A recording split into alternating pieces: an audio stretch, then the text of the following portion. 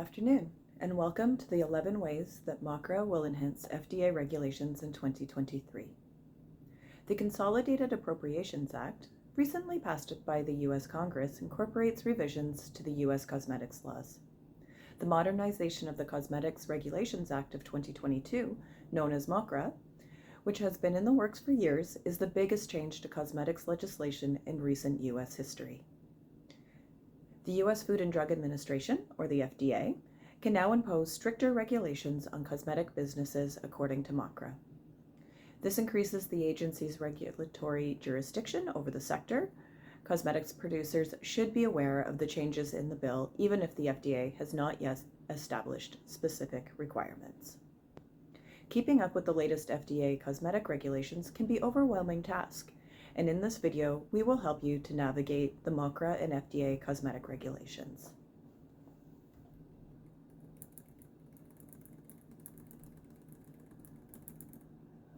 So what are FDA cosmetic regulations? The FDA is responsible for regulating cosmetics in the United States and works to protect public health by ensuring the safety of cosmetics.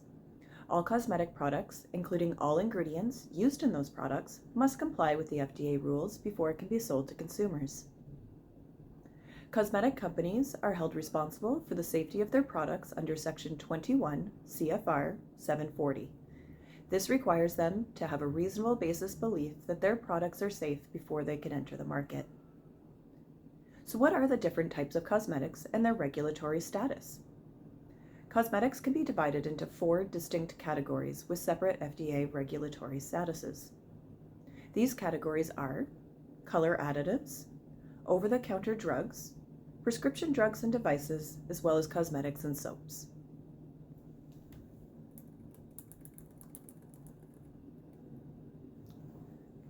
Within each category, there are specific regulations that must be followed, such as listing all ingredients on the product label and submitting safety testing results to the FDA. Companies should thus familiarize themselves with the relevant guidelines to remain compliant with all applicable laws. So how do companies register their cosmetics with the FDA? To register cosmetics with the FDA, companies must first fill out a cosmetics registration form. The form must include the company's information and contact details, a comprehensive ingredient list, and any relevant safety testing. Once the form is complete, it must be submitted to the FDA for review and approval. Companies should also maintain appropriate records of their efforts to maintain compliance with all applicable regulations. So what are the 11 ways MoCRA will enhance FDA cosmetic regulations? 1. Cosmetic product listings. An obligatory product listing for every cosmetic product must be submitted by companies to the FDA no later than 1 year following this law's passage. Cosmetics sold after the law's passage must include the product within 120 days of sale. Multiple cosmetics goods with the same formulations or formulations that vary only in terms of colors, aromas, and flavors, or the number of ingredients, may be submitted under flexible listings. The product listing must be renewed by businesses each year along with any revisions. Products that have not changed since their prior listing will have the option of an abbreviated listing. Number 2, registration of cosmetic facilities and renewals. Owners and operators of facilities that produce or process cosmetic items for distribution in the United States are required to register with the FDA. And registration must be renewed every 2 years and must notify the FDA of any changes to registration information within 60 days of that change. Now, new facilities that manufacture or process cosmetic products for distribution in the U.S. and after the enactment date must register within 60 days of marketing a product or 60 days after the deadline for registration, whichever is later. Existing facilities will have 1 year from the date of enactment to register their facility with the FDA. All facilities must renew their FDA registration every 2 years along with the notification of any changes. Number 3, cosmetic GMPs or good manufacturing practices. So good manufacturing practices, or GMPs, that are compliant with regional, national, and international standards will be enforced in all facilities. GMP aims to safeguard the public's health and guarantee that cosmetic items aren't contaminated.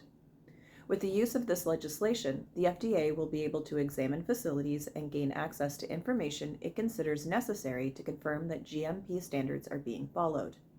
Currently, the FDA has 3 years from the date of passage to publish the final rule after publishing a notice of proposed rulemaking for the cosmetic GMPs. Number 4, adverse event reporting. The responsible party at a facility must file a report with the FDA and include a copy of the label found on or inside the retail packaging if a serious adverse event involving a cosmetic product occurs, and they must do this no later than 15 business days after the report is received. Within 1 year of the first report, a corporation must provide any new and significant medical information linked to the report to the FDA within 5 business days of receiving it.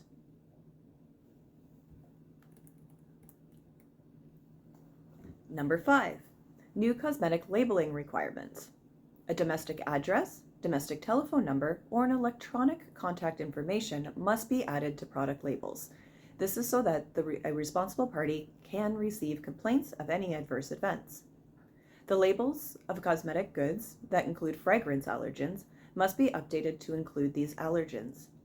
Within 18 months of the law's passage, the proposed fragrance allergens must be published, and the final determination must be made no later than 180 days after the public comment period has ended.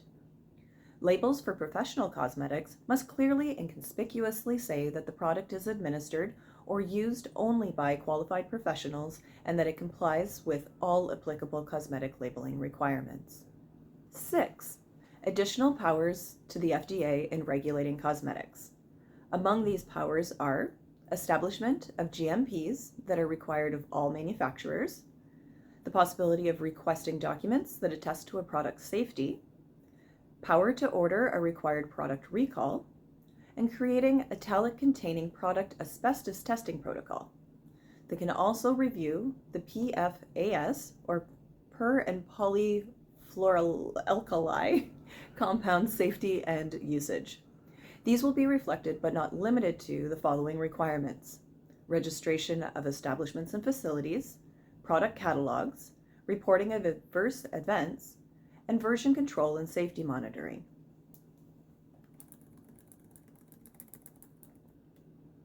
Number 7, cosmetic records inspection. If there is a reasonable suspicion that a cosmetic product or ingredient poses a threat, substantial adverse health consequence, or human death upon use, this gives the FDA power to view and copy certain records pertaining to a cosmetic product. Number 8, mandatory cosmetic recalls.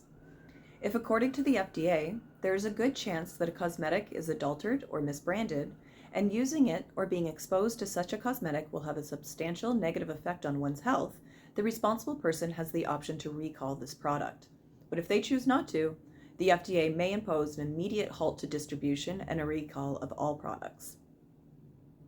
Number 9, record of a cosmetic adverse reports. Adverse event reports must be kept on file for 6 years, and the FDA must have access to them when conducting inspections. If the FDA suspects an ingredient or a combination of components has caused serious adverse effects, the FDA may require a documented list of all ingredients in the product's perfumes or tastes. Following the FDA's request, this list must be submitted within 30 days. Number 10, small business exemptions. Some rules do not apply to small firms. The FDA classifies small enterprises as those with an average annual gross sales of less than $1 million over the previous 3 years. This will not apply to any responsible person or facility engaged in the manufacture of cosmetic products intended for internal use, regularly coming into contact with the eye, being injected, or altering the appearances for a period of time exceeding 24 hours when used as intended or customarily would be done. And then, number 11, cosmetic safety substantiation. Companies are required to keep documents demonstrating sufficient safety justification for their cosmetic items. To support a reasonable certainty that a cosmetic product is safe, It must be substantiated with tests or studies, research, analysis, or other evidence or information that is considered amongst qualified experts with scientific training and experience to evaluate the safety of cosmetic products and their ingredients is sufficient.